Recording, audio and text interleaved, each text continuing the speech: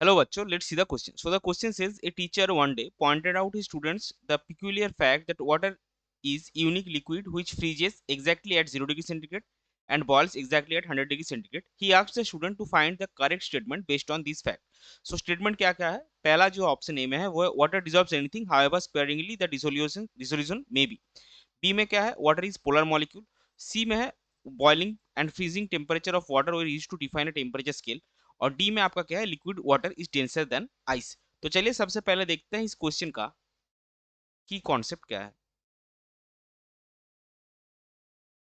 सो इस क्वेश्चन का की कॉन्सेप्ट है स्केल ऑफ टेम्परेचर.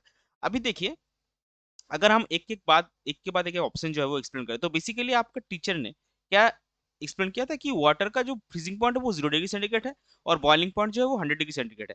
तो पहला जो ऑप्शन है water dissolves anything however sparingly the dissolution may be, ये क्या है? ये तो वाटर का सॉल्युबिलिटी, वाटर का एज ए सॉल्वेंट नेचर है. इसके साथ वाटर का फ्रीजिंग पॉइंट या फिर बॉइलिंग पॉइंट का मतलब जो एग्जैक्ट फ्रीजिंग पॉइंट 0 डिग्री है और boiling point exact 100 degree centigrade है उसका कोई रिलेशन नहीं है. दूसरा आपका है water is a polar molecule. So water is a polar molecule that is based on the structure of water molecule. अगर आप वाटर मॉलिक्यूल का स्ट्रक्चर देखेंगे तो वो क्या है? तो वहां पे आप देखेंगे एक ऑक्सीजन है जिसके साथ दो हाइड्रोजन जुड़ा हुआ है और यहाँ पे दो आपका ऑक्सीजन के ऊपर लोन पेयर है. सो ये इस स्ट्रक्चर के लिए वाटर पोलर मॉलिक्यूल है. वाटर का डाइपोल मोमेंट होता है इसीलिए वाटर पोलर है. तो ये इसके साथ भी जो फ्रीजिंग पॉइंट और बॉइलिंग पॉइंट है उसका कोई रिलेशन नहीं है.